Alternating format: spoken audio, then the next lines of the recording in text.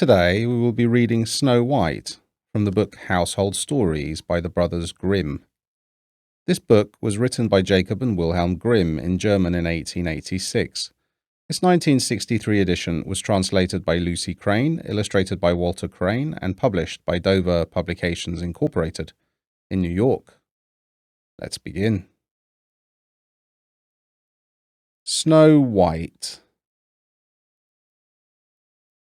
It was the middle of winter, and the snowflakes were falling like feathers from the sky, and a queen sat at her window working, and her embroidery frame was of ebony. And as she worked, gazing at times out on the snow, she pricked her finger, and there fell from it 3 drops of blood on the snow. And when she saw how bright and red it looked, she said to herself, "Oh, that I had a child as white as snow, as red as blood, and as black as the wood of the embroidery frame." Not very long after, she had a daughter, with a skin as white as snow, lips as red as blood, and hair as black as ebony, and she was named Snow White.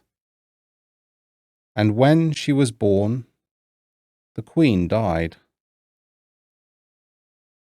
After a year had gone by, the king took another wife, a beautiful woman, but proud and overbearing, and she could not bear to be surpassed in beauty by anyone. She had a magic looking-glass, and she used to stand before it and look in it and say, "Looking-glass upon the wall, who is fairest of us all?" And the looking-glass would answer, "You are fairest of them all." And she was contented, for she knew that the looking-glass spoke the truth. Now Snow White was growing prettier and prettier, and when she was 7 years old, she was as beautiful as day, far more so than the queen herself. So one day, when the queen went to the mirror and said, "Looking-glass upon the wall, who is fairest of us all?" it answered, "Queen, you are full fair, 'tis true, but Snow White fairer is than you." This gave the queen a great shock, and she became yellow and green with envy. And from that hour her heart turned against Snow White, and she hated her.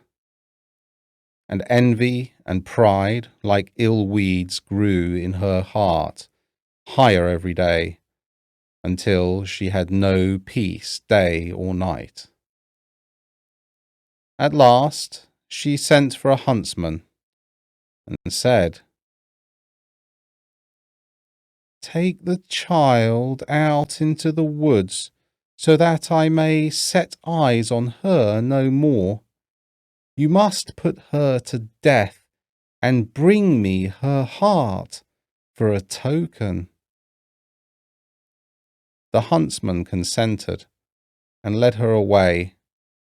But when he drew his cutlass to pierce Snow White's innocent heart, she began to weep and say, "Oh, dear huntsman, do not take my life.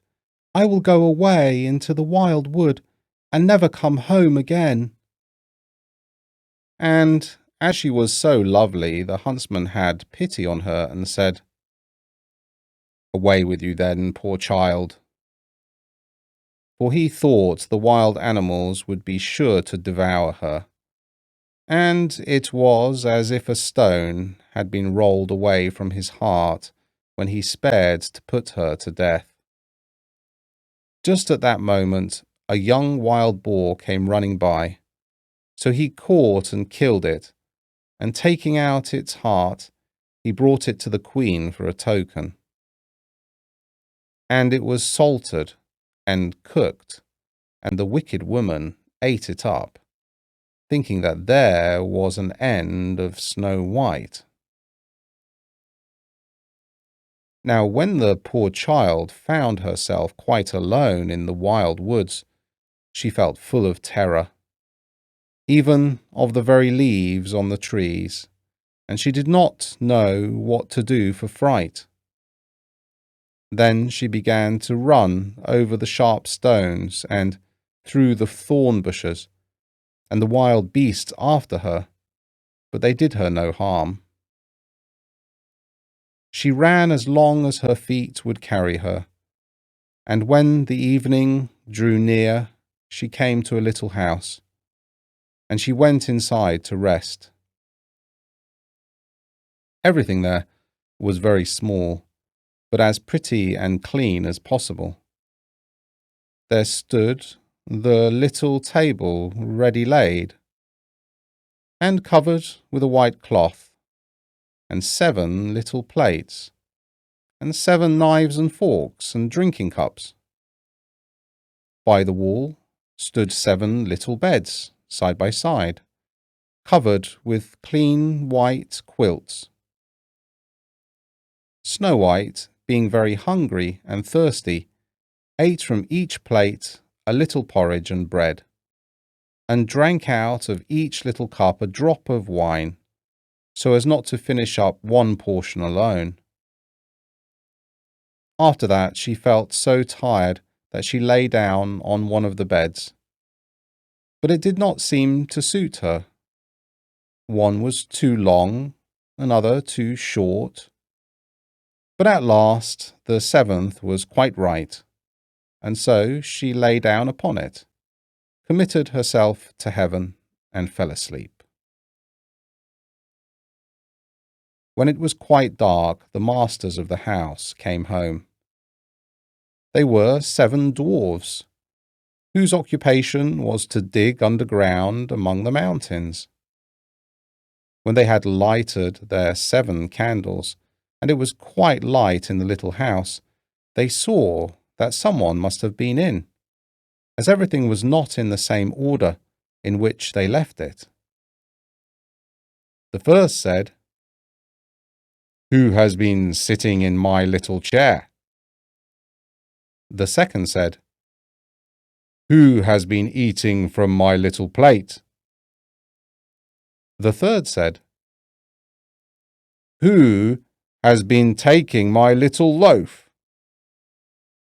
The fourth said, "Who has been tasting my porridge?" The fifth said, "Who has been using my little fork?"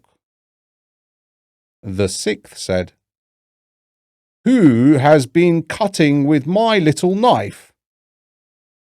The seventh said, "Who has been drinking from my little cup?" Then the first one, looking round, saw a hollow in his bed and cried, "Who has been lying on my bed?" And the others came running and cried, "Someone has been on our beds too." But when the 7th looked at his bed, he saw little Snow White lying there asleep. Then he told the others, who came running up, crying out in their astonishment, and holding up their 7 little candles to throw a light upon Snow White. "Oh, goodness! Oh, gracious!" cried they. "What beautiful child is this?" And were so full of joy to see her that they did not wake her, but let her sleep on. And the 7th dwarf slept with his comrades, an hour at a time with each, until the night had passed. When it was morning, the Snow White awoke and saw the 7 dwarfs. She was very frightened, but they seemed quite friendly and asked her what her name was, and she told them. And then they asked how she came to be in their house. And she related to them how her stepmother had wished her to be put to death, and how the huntsman had spared her life, and how she had run the whole day long until at last she had found their little house. Then the dwarfs said, "If you will keep our house for us, cook and wash and make the beds and sew and knit and keep everything tidy and clean, you may stay with us and you shall lack nothing." "With all my heart," said Snow White, and so she stayed and kept the house in good order. In the morning the dwarfs went to the mountain to dig for gold. In the evening they came home, and their supper had to be ready for them. All the day long the maiden was left alone, and the good little dwarfs warned her, saying, "Beware your stepmother. She will soon know you are here. Let no one into the house." Now the queen, having eaten Snow White's heart, as she supposed, felt quite sure that now she was the first and fairest, and so she came to her mirror and said, "Looking-glass upon the wall, who is fairest of us all?" And the glass answered, "Queen, thou art a beauty rare, but Snow White living in the glen with the 7 little men is 1,000 times more fair." Then she was very angry, for the glass always spoke the truth, and she knew that the huntsman must have deceived her, and that Snow White must still be living. And she thought and thought how she could manage to make an end of her, for as long as she was not the fairest in the land, envy left her no rest. At last she thought of a plan. She painted her face and dressed herself like an old peddler woman, so that no one would have known her. In this disguise she went across the 7 mountains until she came to the house of the 7 little dwarfs, and she knocked at the door and cried, "Fine wares to sell! Fine wares to sell!" Snow White peeped out of the window and cried, "Good day, good woman. What have you to sell?"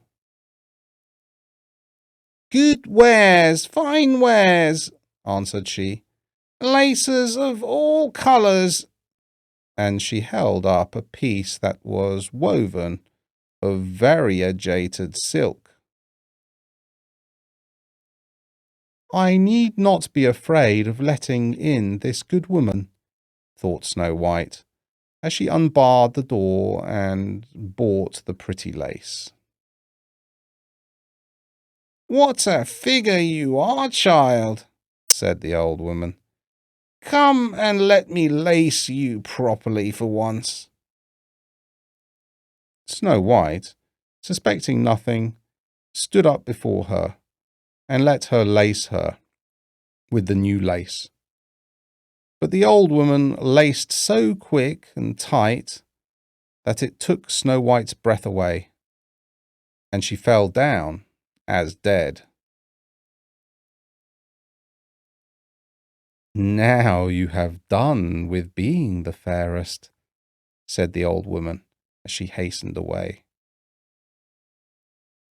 Not long after that, towards evening, the 7 dwarfs came home, and were terrified to see their dear Snow White lying on the ground, without life or motion.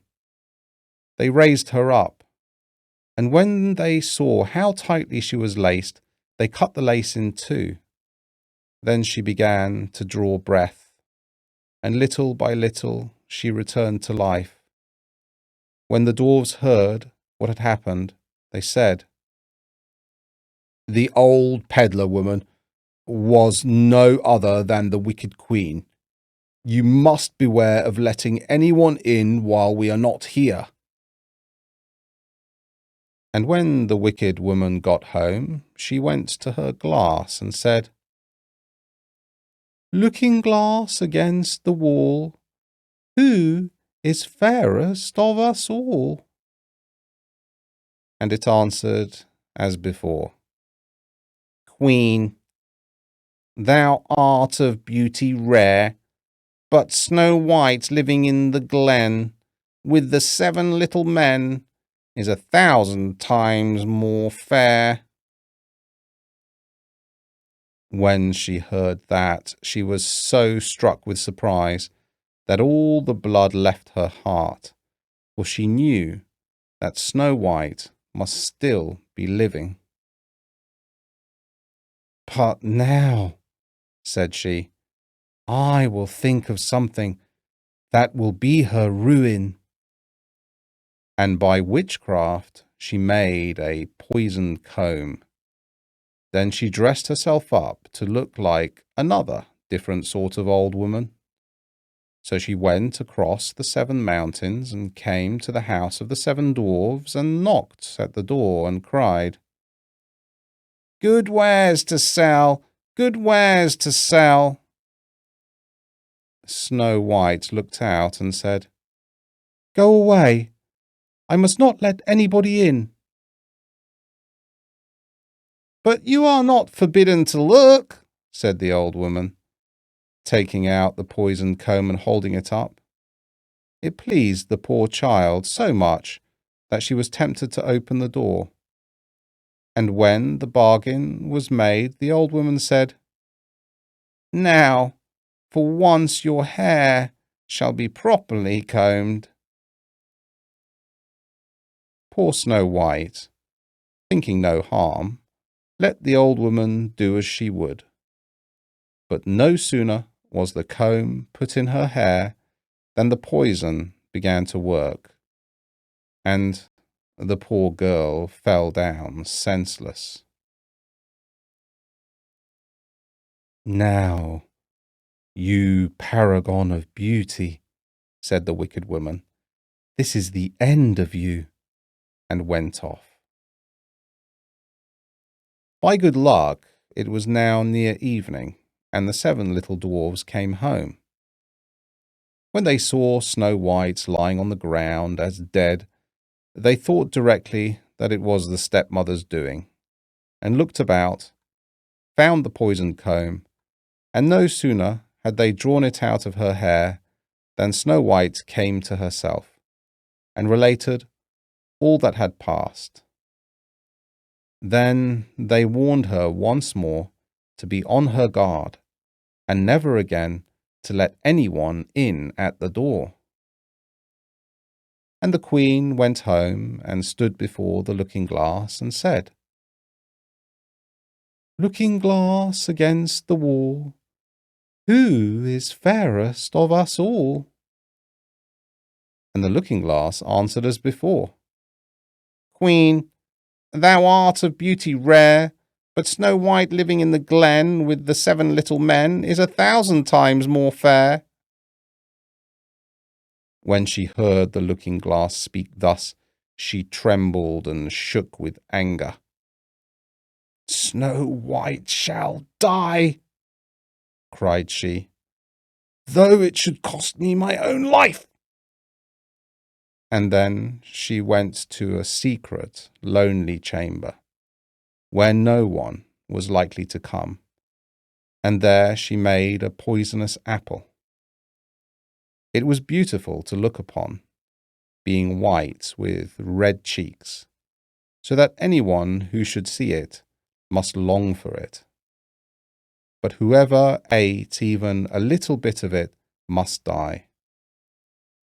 When the apple was ready, she painted her face and clothed herself like a peasant woman, and went across the 7 mountains to where the 7 dwarfs lived.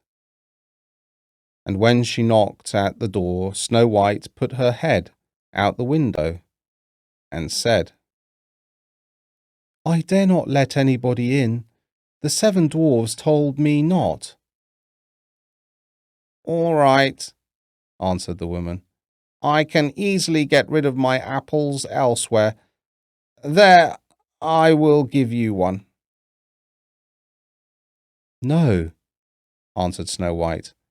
"I dare not take anything." "Are you afraid of poison?" said the woman. "Look here, I will cut the apple in 2 pieces. You shall have the red side, I will have the white one." For the apple was so cunningly made that all the poison was in the rosy half of it. Snow White longed for the beautiful apple, and as she saw the peasant woman eating a piece of it, she could no longer refrain, but stretched out her hand and took the poisoned half. But no sooner had she taken a morsel of it into her mouth than she fell to the earth as dead. And the queen, casting on her a terrible glance, laughed aloud and cried, "As white as snow, as red as blood, as black as ebony, this time the dwarfs will not be able to bring you to life again." And when she went home and asked the looking-glass, "Looking glass against the wall, who is fairest of us all?" At last it answered, "You are the fairest now of all."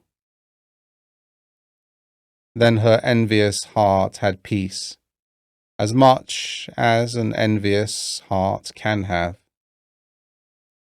The dwarfs, when they came home in the evening, found Snow White lying on the ground, and there came no breath out of her mouth, and she was dead.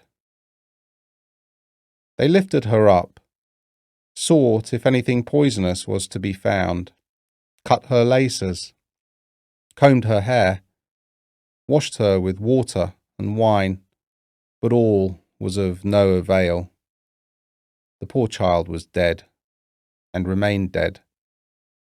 Then they laid her on a bier, and sat all 7 of them round it, and wept and lamented 3 whole days.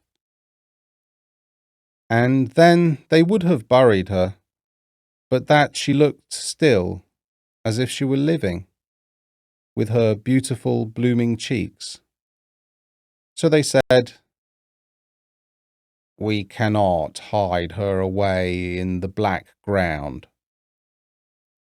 And they had made a coffin of clear glass, so as to be looked into from all sides, and they laid her in it, and wrote in golden letters upon it her name, and that she was a king's daughter. Then they set the coffin out upon the mountain, and one of them always remained by it to watch. And the birds came too, and mourned for Snow White, first an owl, and then a raven, and lastly a dove. Now for a long while Snow White lay in the coffin and never changed, but looked as if she were asleep, for she was still as white as snow, as red as blood, and her hair was as black as ebony. It happened, however, that one day a king's son rode through the wood and up to the dwarf's house, which was near it. He saw on the mountain the coffin, and beautiful Snow White within it, and he read what was written in golden letters upon it. Then he said to the dwarfs, "Let me have the coffin, and I will give you whatever you like to ask for it." But the dwarfs told him that they could not part with it for all the gold in the world. But he said, "I beseech you to give it me, for I cannot live without looking upon Snow White. If you consent, I will bring you to great honour, and care for you as if you were my brethren." When he so spoke, the good little dwarfs had pity upon him, and gave him the coffin. And the king's son called his servants, and bid them carry it away on their shoulders. Now it happened that as they were going along, they stumbled over a bush, and with the shaking, the bit of poisoned apple flew out of her throat. It was not long before she opened her eyes, threw up the cover of the coffin, and sat up alive and well. "Oh dear, where am I?" cried she. The king's son answered, full of joy, "You are near me." And relating all that had happened, he said, "I would rather have you than anything in the world. Come with me to my father's castle, and you shall be my bride." And Snow White was kind and went with him, and their wedding was held with pomp and great splendour. But Snow White's wicked stepmother was also bidden to the feast, and when she had dressed herself in beautiful clothes, she went to her looking-glass and said, "Looking-glass upon the wall, who is fairest of us all?" The looking-glass answered, "O Queen, although you are of beauty rare, the young bride is 1,000 times more fair." Then she railed and cursed, and was beside herself with disappointment and anger. First she thought she would not go to the wedding, but then she felt she should have no peace until she went and saw the bride. And when she saw her, she knew her for Snow White, and could not stir from the place for anger and terror. For they had ready red-hot iron shoes, in which she had to dance until she fell down dead. The end.